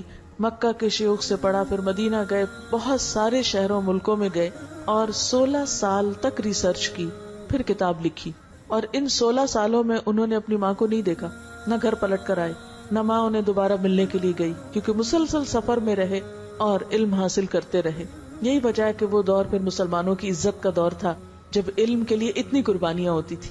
آج ہم علم حاصل بھی کرتے ہیں تو ہمارے بچے سیریس نہیں ہوتے اس میں، یعنی اس پڑھائی میں اتنی توجہ نہیں کرتے جتنی کرنی چاہیے. اور اگر کرتے بھی تو دنیا میں پھر بھی کر لیتے ہیں، دنیا کی پڑھائیاں پھر بھی پڑھ لیتے ہیں، لیکن دین کے بارے میں ہم میں سے کتنے لوگ اتنے ڈیڈیکیٹڈ ہوں کہ 16 سال تو کیا 16 مہینے بھی ہم اس طرح گزاریں کہ ہم اپنے رشتہ داروں اور دوسروں کو سب سے کٹ کر اپنے کام سے کام رکھیں. کیونکہ جتنی بھی اچھی قسم کی ریسرچ ہوتی ہے اس کے لیے آپ کو پوری یکسوئی چاہیے ہوتی ہے، کنسنٹریشن چاہیے ہوتی ہے، توجہ چاہیے ہوتی ہے، اور وہ تو اس دور میں ختم ہی ہو کر رہے گی. اتنی ڈسٹریکشن ہے ہر چیز میں، کہیں بھی آپ چلے جاؤ آپ کو ادھر ادھر اپنے مقصد سے غافل کرنے والی بہت سی چیزیں مل جاتی ہیں. اینی ہاؤ، بہرحال اب وہ کتاب جو امام بخاری نے اس وقت لکھی، ان کی زندگی میں 90,000 پیپل نے ان سے وہ کتاب سنی. یعنی پہلے کتاب لکھی، پھر وہ اتنی زبردست کتاب تھی، ان کی زندگی میں اس کی اتنی شہرت ہوئی کہ ان کے پاس ہزاروں میل سے لوگ چل کر آتے تھے وہ کتاب سننے کے لیے کہ ہم ان کے اپنے منہ سے سنیں. تو روایات میں آتا ہے کہ 90,000 لوگوں نے وہ کتاب ان کی زندگی میں ان سے سنی. بہرحال اب وہ فوت ہو جاتے ہیں، اب اس کو ہزاروں لوگ بعد میں پڑھ رہے ہیں، سن رہے ہیں. اب وہ جو 16 سال انہوں نے قربانی دی وہ ضائع نہیں کی اللہ تعالیٰ نے. اب کیا ہوگا؟ ان کی نیت کے ساتھ انشاءاللہ جتنے لوگ اس کو پڑھتے جائیں گے وہ اجر ان کو ملتا جائے گا. اسی طرح آج اگر ہم بھی کوئی کتاب خود لکھتے ہیں یا کوئی علم کی خدمت کرتے ہیں، مثلا اب ہر بندے میں اتنا ٹیلنٹ نہیں ہوتا وہ کتاب لکھے، کچھ لوگوں کو لکھنے کی اتنی پریکٹس نہیں ہوتی، اب پھر کیا کریں؟ تو آپ یہ کر سکتے ہیں کہ علم کے کسی کام میں آپ کسی کو بھی پروموٹ کر سکتے ہیں. مثلا کوئی بچہ اگر پڑھنے والا ہے، اس کے پڑھنے کا خرچ آپ اٹھا لیں، جو کچھ وہ بچہ پڑھے گا وہ آپ کو اجر ملتا جائے گا. کوئی اور کتاب لکھ رہا ہے، آپ اس کے لکھنے میں کسی بھی طرح کی ہیلپ کر دیتے ہیں. مثلا آپ لکھ نہیں سکتے مگر آپ کتابیں لا کے اس کو دے سکتے ہیں، یا کتابوں سے پڑھ کر آپ اس کو ریسرچ کرنے میں مدد دے سکتے ہیں کسی بھی طرح. یعنی یہ تو ہر انسان خود سوچ سکتا ہے کہ کس طرح وہ علم کو پروموٹ کر سکتا ہے. اینی ہاؤ، یہ بھی حدیث میں آتا ہے او علم ينتفع به، وہ علم جس سے لوگ فائدہ اٹھائیں. یعنی علم بھی صرف علم نہیں ہونا چاہیے، ڈگری برائے ڈگری نہیں، وہ علم جس سے انسانوں کو فائدہ پہنچے. اس علم کو بھی اسلام نے آثار میں شامل کیا، اس کی نشانیوں میں شامل کیا. جیسے بچے نشانی ہوتے ہیں نا انسان کے، ایسے ہی کتابیں بھی انسان کی نشانیاں ہوتی ہیں. جیسے بچوں سے پہچانا جاتا ہے، مثلا ماں باپ فوت بھی ہو جائیں تو بچوں کو دیکھ کے کہتے ہیں ارے تم فلاں کی بیٹی ہو، بہت ملتی ہو اپنی ماں سے، تم تو بالکل اس کی ڈٹو کاپی لگتی ہو. تو بچے ماں باپ کی نشانیاں ہوتے ہیں. اسی طرح کتابیں یا علم کا کام بھی انسان کی نشانیاں ہوتے ہیں، اس لیے ان کو آثار کہا گیا. جیسے میں نے پہلے بتایا نا، آثار کا مطلب کیا ہے؟ نشان. بہرحال کوئی شخص علم کی جو بھی خدمت کرتا ہے وہ اس کے مرنے کے بعد بھی اس کو اس کا ثواب جب تک وہ باقی ہے پہنچتا رہتا ہے. تیسری چیز صدقۃ جاریہ، صدقہ جاریہ کے کام. مال کو ایسی جگہ لگا کر جانا جس سے خلق خدا کو فائدہ پہنچے، مثلا کوئی ہاسپٹل بنوانا، یا پھر کوئی یتیم خانہ بنوانا، یا کوئی سڑک بنوانا، یا کسی بھی طرح انسان کی بھلائی کے. ضروری نہیں کہ اب آپ کے پاس اتنے پیسے نہ ہو کہ آپ پورا ایک یتیم خانہ بنوا سکے، تو ایٹ لیسٹ اس کے اندر اگر ایک اینٹ بھی آپ کے حصے کی لگ جاتی، یا ایک پنکھا آپ کی طرف سے لگ جاتا ہے. یہ کسی اسپتال کو تو نہیں آپ بنا سکتے، مگر وہاں آپ ایک مشین رکھوا دیتے ہیں، یا وہاں پر آپ کسی مریض کے لیے بیڈ لگوا دیتے ہیں. کوئی بھی کام اس طرح کا، یا کوئی سڑک بن رہی ہے تو اس میں کچھ حصہ ڈال دیتے ہیں. اب جتنی گاڑیاں گزریں گی امن سے گزر جائے گی، یا کسی سڑک پر لائٹ لگی ہوئی ہوگی تو آپ دیکھیں کہ کتنے خلق خدا کو فائدہ پہنچے گا. تو مرنے کے بعد ایسا فائدہ جب تک کسی کو پہنچے گا، جب تک اس سے لوگ فائدہ اٹھائیں گے، اس کا بھی ثواب مرنے والے کو پہنچتا رہے گا. اس لیے کیا فرمایا؟ انا نحن نحیی الموتى، بلا شبہ یقیناً ضرور ہم مردوں کو زندہ کریں گے. یہ نہیں کہ جو مر گیا وہ ہمیشہ کے لیے مر گیا، یہ نہیں ہوگا. اس نے پھر اٹھنا ہے اور پھر اپنا حساب دینا ہے. اور حساب کس سے دیکھا جائے گا؟ اس کے نامہ اعمال سے. نامہ اعمال میں دو چیزیں ہوں گی، ایک اس کے اپنے کیے ہوئے کام، اور ایک اس کے پیچھے مرنے کے کیے ہوئے کام، جو اس کی اپنی کوششوں کی دلچسپیوں کی وجہ سے رہ گئے، یا پھر کسی اس کے رشتہ دار نے اس کی طرف سے کیے. مثلا ایک صحابی ہیں، وہ کہتے ہیں یا رسول اللہ صلی اللہ علیہ وسلم، میری ماں اچانک فوت ہو گئی، وہ صدقہ کرنے کو پسند کرتی تھی، کیا میں اس کی طرف سے صدقہ کروں تو اس کو فائدہ ہوگا؟ تو آپ نے فرمایا ہاں، تم اس کی طرف سے صدقہ کر سکتے. اسی طرح ایک اور صحابی کہتے ہیں کہ میں اپنی ماں کے لیے کچھ صدقہ کرنا چاہتا ہوں تو کیا کروں؟ آپ نے فرمایا پانی کا انتظام کرو. انہوں نے ایک کنواں کھدوایا اور کہا ہذہ لأم سعد، یہ ام سعد کے لیے. سعد ان کا اپنا نام تھا اور سعد کی ماں کے نام پر یہ کنواں ہے.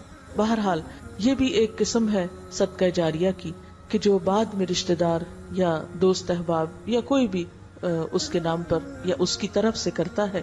یہ سب کچھ انسان کے نامہ اعمال میں جمع ہوتا رہتا ہے. پھر اسی طرح انسان کی وہ دعائیں جو قبول نہیں ہوتی، بعض اوقات ہم کچھ دعائیں مانگتے ہیں مگر ہماری قبول نہیں ہوتی. قیامت کے دن جب انسان اٹھے گا تو اس وقت وہ دیکھے گا اور حیران ہوگا کہ یہ میرے نامہ اعمال میں یہ عمل کہاں سے آ گیا، یہ میں نے تو نہیں کیا ہوا. بتایا جائے گا یہ تمہاری وہ دعائیں ہیں جو تم دنیا میں کرتے تھے، اس وقت نہیں سنی گئی تھی، لیکن تمہارے لیے ان کا اجر رکھ دیا گیا، اور وہ اجر اس کا اتنا زیادہ ہوگا کہ اس کے اعمال پر بھی جیسے بڑھ جائے گا. اب اس وقت انسان تمنا کرے گا کاش دنیا میں میری کوئی دعا نہ سنی جاتی. آج تو ہم اتنے تھوڑ دلے ہیں، ذرا سی دعا قبول نہیں ہوتی تو ہم رونا دھونا ڈال دیتے ہیں، اللہ تعالیٰ سے ناراض ہو کے بیٹھ جاتے ہیں، میری کیوں نہیں سنی گئی، میری تو وہ سنتا ہی نہیں، اب تو میں مانگوں گی بھی نہیں. کئی لوگ اس طرح کی ناراضگی کا اظہار کرتے ہیں، حالانکہ اللہ تعالیٰ تو بادشاہ ہے، اسے کیا فرق پڑتا ہے کہ کوئی مانگتا ہے یا نہیں مانگتا. یہ مانگنا تو ہمارے اپنے فائدے میں ہے، لیکن انسان کی دعائیں جو سنی نہیں جاتی وہ اللہ تعالیٰ ضائع نہیں کرتے، کیونکہ اللہ تعالیٰ فرماتے اجیب دعوت الداعی اذا دعانی، میں پکارنے والے کی پکار سنتا ہوں جب بھی وہ مجھے پکارتا ہے. ولیستجیبوا لی، انہیں چاہیے کہ یہ میری بات مانا کریں. ولیؤمنوا بی، مجھ پر اعتماد کریں، ایمان رکھیں. لعلہم یرشدون، تاکہ یہ سیدھا راستہ پالیں، یعنی پھر بھٹکنے سے بچ جائیں گے. ورنہ تو ذرا سی بھی دیر ہو جائے قبولیت میں تو انسان کو شیطان بہکا لے جاتا ہے کہ چھوڑو یہ سب کچھ. فرمایا کہ وَنَكْتُبُ مَا قَدَّمُوا وَآثَارَهُمْ، ہم لکھ رہے ہیں جو بھی وہ آگے بھیج رہا ہے اور جو اپنے پیچھے امپریشنز چھوڑ کے آ رہا ہے.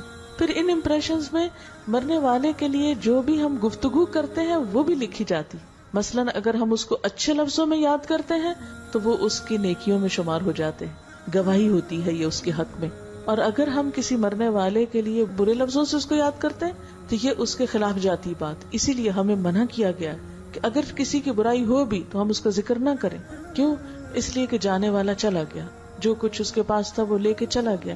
اب ہمارا کام کیا ہے کہ ہمارے پاس اگر کوئی اچھی بات ہے اس کی تو اس کو تو یاد کر کے اس کے لیے کوئی اچھے اعمال میں اضافہ کریں، اور اگر کوئی ایسی چیز ہے جو ہر انسان ہے، ہم میں سے کون فرشتہ ہے کہ جس نے کبھی کوئی غلطی نہ کی ہو یا جس کے پاس صرف نیکیاں ہی نیکیاں ہوں، تو اگر ہم اپنے لیے نہیں پسند کرتے کہ ہماری کسی برائی کا کوئی ذکر کا تذکرہ کرے، تو ہمیں بھی کسی اور کے لیے کوئی برے لفظ استعمال نہیں کرنے چاہیے.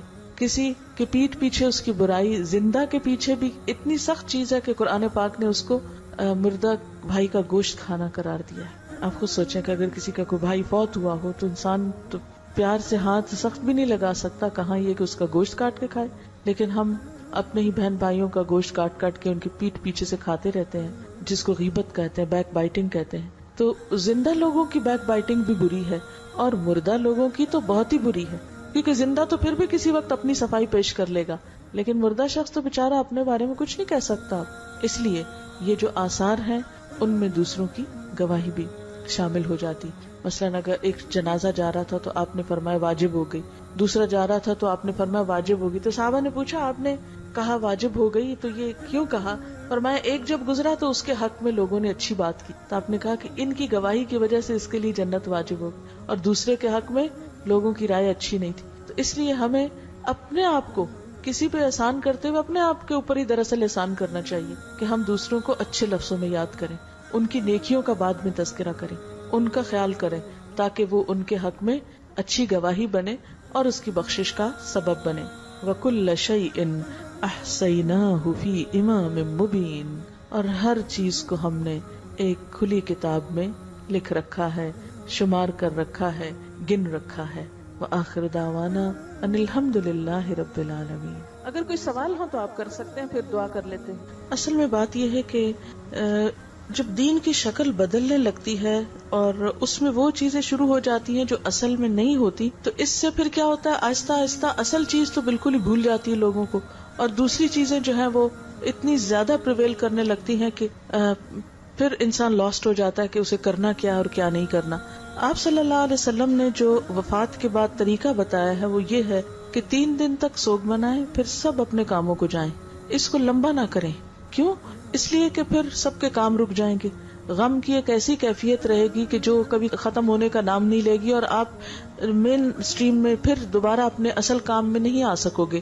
اب آپ دیکھیے کہ جب 3 دن کے بعد وہ سلسلہ ختم نہیں ہوتا تو گھر والوں کو کھانے کا ہوش نہیں اور کسی چیز کا نہیں، مسلسل لوگ آ رہے ہیں، بیٹھ رہے ہیں، وہی واقعہ بار بار دہرا رہے ہیں. اس سے ایک انسان ڈپریشن میں چلا جاتا ہے، اس سے اس کا نکلنا مشکل ہوتا ہے. اب دیکھیے فوت ہونے والا تو ہو گیا، اب آپ اس کے ساتھ نہ تو فوت ہو سکتے ہو اور نہ ہی آپ پھر زندوں میں ہوتے ہو، لوگ آپ کو جینے بھی نہیں دیتے.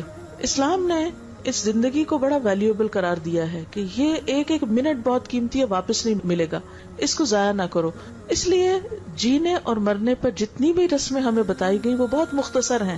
مثلاً ایک صحابیہ ہیں، وہ 3 دن کے بعد تیل سرما لگا کر، جو بھی اس دور کا میک اپ تھا وہ کر کے آئی، خوشبو لگا کر، کہنے لگی کہ مجھے اس کی ضرورت نہ تھی، لیکن میں نے اس لیے کیا کہ حضور صلی اللہ علیہ وسلم نے اس بات سے منع کیا ہے کہ کوئی عورت اپنے شوہر کے علاوہ کسی دوسرے کے لیے 3 دن سے زیادہ سوگ نہیں منائے. کیوں؟ اس لیے کہ پھر کیا ہوگا کہ وہ اپنے بچوں سے غافل ہوگی، اپنے شوہر سے غافل ہوگی، وہ گھر میں ایک بدمزگی پیدا ہو جائے گی، وہ اپنے اور کسی کام کے قابل نہیں رہے گی. کیونکہ غم کو بھی ہم لوگ پالتے ہیں، یعنی غم ہو گیا، بجائے اس کے کہ سب مل کے بھلوائیں دوسرے کو، ہم کیا کرتے ہیں، اس کو اور گرو کرتے ہیں. وہ ہوتا رہتا ہے، ہوتا رہتا ہے، ہوتا رہتا ہے، حتیٰ کہ دوسرا شخص اور کچھ کرنے کے لائق نہیں رہتا. تو ہمارے دین نے ہمیں جو کہا کہ 3 دن کے اندر اپنے آپ کو ریسٹرکٹ کرو، اس کی بنیادی وجہ یہی ہے کہ پھر اس کے بعد لائف کا جو ایک سائیکل چل رہا ہے وہ معطل نہ ہو. اور اسی وجہ سے ہم دیکھتے ہیں کہ بعض ایسے ممالک ہیں کہ جہاں پر لوگ 3 دن سے زیادہ سوگ نہیں مناتے. مجھے ان لوگوں کو بھی قریب سے دیکھنے کا موقع ملا ہے اور میں دیکھتی ہوں کہ 3 دن کے بعد لائف نارمل ہو جاتی، سب اپنا اسکول جا رہے ہیں، کام کر رہے ہیں، ہر چیز ہو رہی ہے، ہر ایک اپنے اپنے ٹھکانے. لیکن ہمارے ہاں جو انڈین کلچر ہے خاص طور پر، اس میں ایک لمبا عرصہ تک سب کام چھوڑ کے 40 دن، پھر 40 سے سال، اور سال سے پھر سارے ہر سال منایا جا رہا ہے. تو یہ چیزیں جو ہیں یہ پھر ہماری جو روٹین کی زندگی ہے اس میں نہیں کرتی. اور باقی جہاں تک دعا کا تعلق ہے، سب کو دعا کرنی چاہیے، مگر اس کے لیے ضروری نہیں ہے کہ اکٹھا ہی کریں، آپ الگ الگ بھی کر سکتے ہیں اور ہر نماز کے بعد بھی آپ کر سکتے ہیں. مثلا نماز میں آپ دیکھیے دعا آتی ہے ربنا اغفر لی ولوالدی وللمؤمنین یوم یقوم الحساب. اللہ مجھ کو بخش دے, میرے والدین کو, کیونکہ ان کا حق سب انسانوں سے بڑا, اور سارے مومنوں کو بخش دے.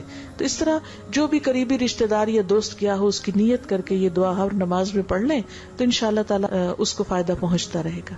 عورتوں کے لیے جو قبرستان جانے کی بات ہے, کبھی کبھار عبرت کے لیے تو ہو سکتا ہے, مگر فریکوینٹلی اس کا جانا جو ہے اس سے منع کیا گیا ہے, اور اس کی بھی کئی حکمتیں ہو سکتی ہیں. ایک چیز تو یہ ہو سکتی ہے کہ عورت کا دل ذرا جذبات ہوتے ہیں, اور یعنی اس کو پھر غم نہیں بھولے گا اگر بار بار جاتی رہی, اور بعض اوقات شرک کے کام بھی شروع ہو جاتے ہیں, جیسے سجدہ کرنا قبر کو یا کچھ اس طرح کا. تو اس لیے, اور ویسے بھی قبرستان ایک عبرت کی جگہ ہے نا, اگر بہت عورتیں اس میں نظر آئیں تو اس کا وہ جو ایک فیلنگ ہے اس کی, وہ سینکٹیٹی جو ہے وہ بدل جاتی ہے. ٹھیک ہے جی, کر لیں آپ, اکٹھے بھی کر سکتے ہیں جی, کر سکتے ہیں. دعا دونوں طرح کی جا سکتی ہے کہ آپ مل کر, جیسے ابھی ہم نے کی ہے, اس طرح آپ اکٹھے بھی کر سکتے ہیں اور اپنی اپنی بھی کر سکتے ہیں. لیکن میں وہ 3 دن کے بعد جو ہے وہ بار بار اکٹھا ہونا اور سب کو پھر پابند کرنا, اب کوئی کسی کام میں ہے, کوئی کسی میں, پھر صرف اس لیے کہ ناراض ہوں گے پھر اپنے کام چھوڑ کر آتے ہیں, پھر صرف اس مقصد کے لیے. تو اس میں کہ 3 دن کے اندر تو آپ اکٹھے ہو کے کرتے رہیں, لیکن بعد میں جو ہے اس کو پھر اس کو پریکٹس نہیں بنائیں جی. اس میں آپ دیکھیے کہ قرآن پاک جو ہے نا, یہ سکینت کا باعث ہوتا ہے. اگر کوئی بیٹھ کے پڑھ رہا ہے تو اس کے اپنے دل کو بھی سکون ہوگا, فالتو باتوں سے اگر آپ بچ رہے ہیں. لیکن اس میں یہ پابندی نہ لگائیں کہ اتنا جب تک آپ نہیں کرو گھر نہیں جا سکتے ہو, یا اتنے گھنٹے آپ بیٹھو. یہ چیز دوسروں کے لیے بھی بوجھ ہو جاتی ہے, اور دین میں بھی ایک نیا اضافہ ہے. کوئی جتنا آیا ہے بیٹھ کے فالتو باتیں کرنے کے بجائے اگر بیٹھ کے ذکر کر رہا ہے, قرآن پاک پڑھ کے چلا گیا ہے, تو اس حد تک تو کوئی بات نہیں. مگر اس کو یہ پریکٹس بنا لینا کہ اب گنتی کر کے پھر اعلان کیا جاتا ہے, اتنے وہ کروا لیے گئے ہیں, اتنا ہو گیا ہے, یہ سب چیزیں پھر ایک اضافہ ہو جاتی. اب دعا کر لیتے ہیں. سبحان اللہ والحمد للہ ولا الہ الا اللہ واللہ اکبر ولا حول ولا قوة الا باللہ العلی العظیم.